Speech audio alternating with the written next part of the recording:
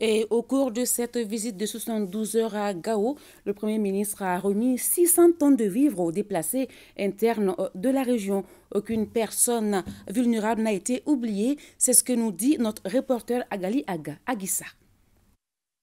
Nous sommes dans l'ancêtre de l'OPAM de Gao qui a dû refuser du monde ce vendredi. Un vendredi spécial, un visiteur spécial.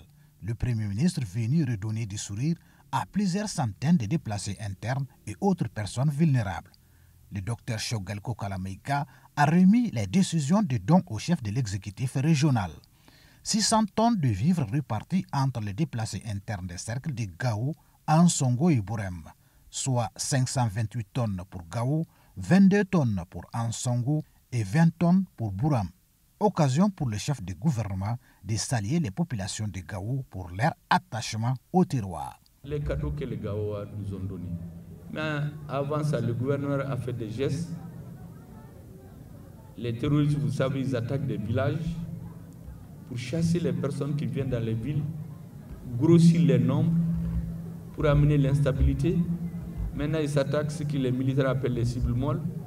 Dans le temps, c'était des camps qui étaient attaqués. Aujourd'hui, on va attaquer des paysans sans moyens pour qu'ils viennent grossir les villes, augmenter le nombre d'affamés pour qu'il y ait une révolte contre le gouvernement. C'est pourquoi nous avons fait ce geste purement symbolique aux populations déplacées qui viennent dans les capitales régionales. Nous avons fait aussi un geste pour les handicapés. Ce n'est qu'un geste parce que le travail doit s'accomplir normalement pour tout ce que nous avons comme moyen.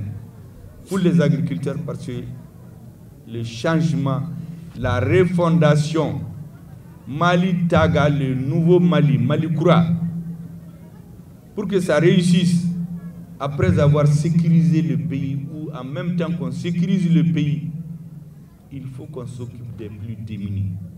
C'est ça le souhait du président.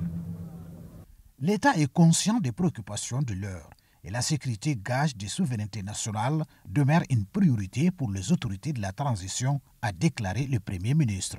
Ne vous fatiguez jamais de soutenir votre armée. C'est pourquoi j'étais très fier tout de suite quand j'ai entendu la chanson qui était dédiée au Premier ministre. Mais en réalité, c'est une chanson où les trois quarts parlent de l'armée et peut-être un peu du ministre, du Premier ministre. J'en étais très fier et merci pour le chanteur. De plus en plus, il faut cultiver le patriotisme. Aucune nation ne s'est développée dans le monde si ces citoyens ne sont profondément patriotes. Et c'est cette trace indélébile que Assimi Goïta veut laisser en République du Mali d'ici la fin de la transition. Le Premier ministre, à son tour, n'est pas retourné main vide. Il a reçu des cadeaux venant de plusieurs communautés de la région.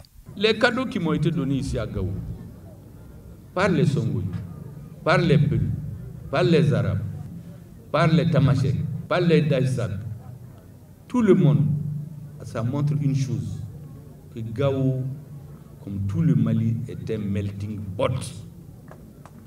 Gao n'est pas une ville de Sonraï seulement, n'est pas une ville d'Arabes seulement. Gao, c'est une ville de Sonraï, d'Arabes, de Bambara, de Peul, de Dogon, de tous ces citoyens maliens. La terre appartient à la République malienne.